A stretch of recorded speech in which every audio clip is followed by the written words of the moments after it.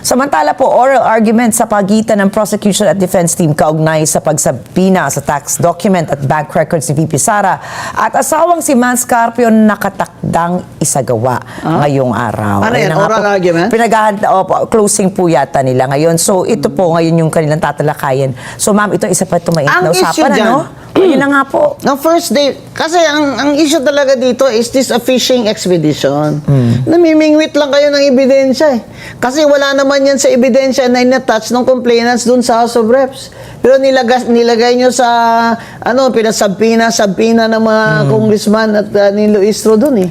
Sa sabina, kahit wala sa complaint, para maipasok sa articles of impeachment, subpoena is fishing, di ba? Hindi naman pwedeng wala sa attachment sa ebidensya ng complaint. Ikaw ang magdadagdag. Ikaw naman ang investigador, kumbaga, di ba? Para ka namang kumampi ka na doon sa complainants, which, well, obviously, kumampi naman talaga sila, di ba?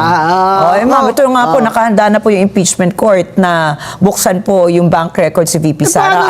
Can they compel? Paano nila bubuksan? Sinabi na ni Senator Escudero, ibalik yan sa BIR because the National Internal Revenue Code said hindi pwedeng i-disclose yan yung mga tax records ng any individual. And the law does not distinguish. If the law does not distinguish from private citizens and public officials that are being impeached, it's the law. There are no exceptions. Now, I'm not saying na hindi pwedeng gawin yan ng Senado. Because, diba, yung kay Joseph Estrada, ganun din nangyari.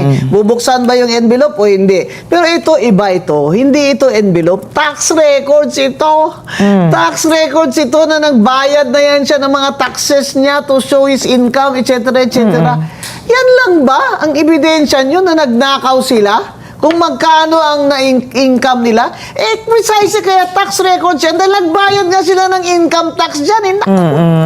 Alam mo, kung minsan hindi ko na maintindihan kung ano ba talaga ang purpose niyan. Kaya yan fishing expedition, hindi ko alam kung sabihin na, hindi mo naintindihan kasi hindi ka naman ganun ka-smart. Really? Pero ito lang pwede ba yun? Napabuksan nila? Against the law? Now, let the senators decide that. Are you going to break the law? Are you going to bend the law?